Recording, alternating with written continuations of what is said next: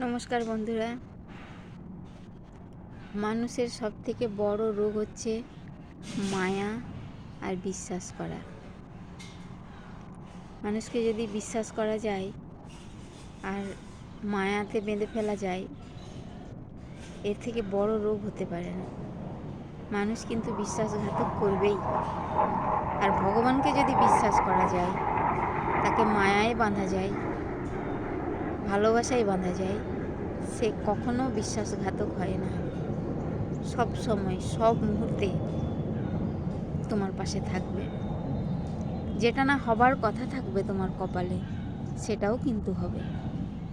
তুমি একবার বিশ্বাস করে দেখো ভগবানকে। হ্যাঁ, সাময়িক কষ্ট আসবে, কিন্তু ওটা ক্ষণিকের জন্য আসবে। তিনিই সব কিছু ঠিক করতে পারেন, তিনিই সবই পারেন। হর হর মহাদেব।